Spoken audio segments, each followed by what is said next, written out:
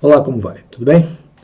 Meu nome é Antônio Juliano Breiner e, patrocinado pela revista Triponto, vou apresentar hoje um acontecimento histórico da maçonaria no ano de 1872. Se você tem interesse pela maçonaria e sua historiografia, inscreva-se no canal da revista Triponto e receba todos os nossos vídeos. Agradeço os que já são inscritos e peço que divulguem nosso trabalho, totalmente gratuito e com a intenção de apresentar a história da maçonaria através da ciência que a estuda, que é a maçonologia. A maçonaria instala-se no Brasil no início do século XIX, custeada pela elite financeira, principalmente entre os jovens que iam estudar na Europa e, voltando, traziam consigo os ideais do iluminismo e dessa organização, associação, chamada maçonaria, que permeava a elite intelectual da Europa e começou, então, a participar com seus ideais iluministas e racionalistas da vida intelectual do brasileiro. E lembrar que a maçonaria dessa época era formada pela elite intelectual e financeira, principalmente na cidade do Rio de Janeiro. A influência maçônica é incontestável no período do Império, sendo os líderes da maçonaria cidadãos que participavam direta ou indiretamente do gabinete da monarquia. Temos aí duas figuras fundamentais no processo político do Brasil. José Bonifácio de Andrada, defensor da monarquia, mas também aceitava a independência do Brasil de Portugal, e Joaquim Gonçalves Ledo, defensor ferrenho de romper os laços com Portugal e também destituir a monarquia do poder, instalando a república. Duas figuras muito importantes na história da maçonaria e na história política do Brasil. A maçonaria, desde sua formação no século XVIII, foi submetida a diversas rupturas. E não foi diferente no Brasil. Uma análise das cisões demonstram que essas foram causadas por diferentes fatores, tais como política, diferença entre os líderes, exemplo, Bonifácio monarquista e Gonçalves Ledo republicano, e extrema vaidade, síndrome do pequeno poder. As rupturas se deram principalmente por disputa de cargos e derrotas em eleições, uma constante na maçonaria brasileira. O primeiro grande cisma que ocorreu em 1863.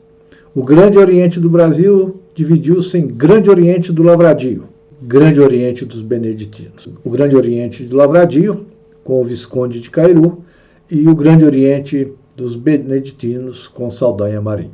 Em 1872 até 1873, nós tivemos a questão religiosa no Brasil, que nós já tratamos desse assunto numa pré-eleção anterior.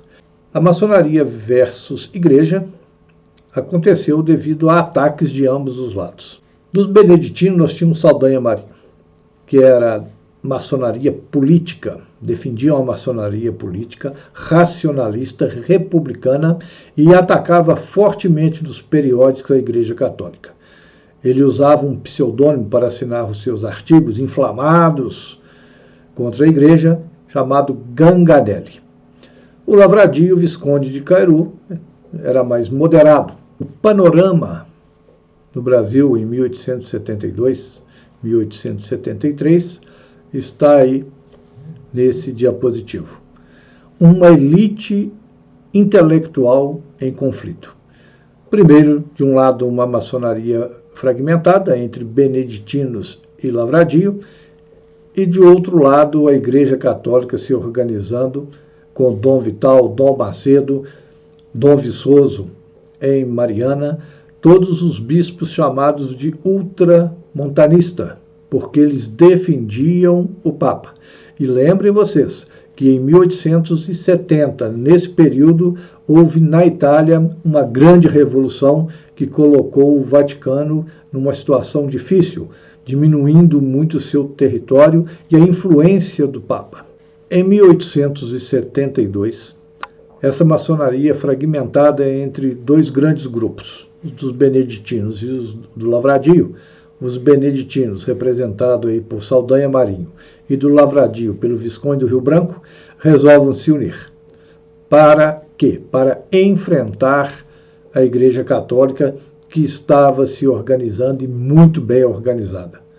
Então fundou-se o Grande Oriente Unido e Supremo Conselho do Brasil, em 1872, dando um só corpo à maçonaria, reestruturando a maçonaria para o confronto, para o conflito, principalmente na área da palavra, na área intelectual, entre maçonaria e igreja. Muito obrigado a você que assistiu o vídeo até esse momento. Inscreva no nosso canal, ajude-nos a propagar a historiografia maçônica dentro de fatos verdadeiros. E a próxima preleção será sobre a união de 1872 entre o Lavradio e o Beneditino. Nós vamos ver quanto tempo durou e os acontecimentos. Um abraço para você e até a próxima.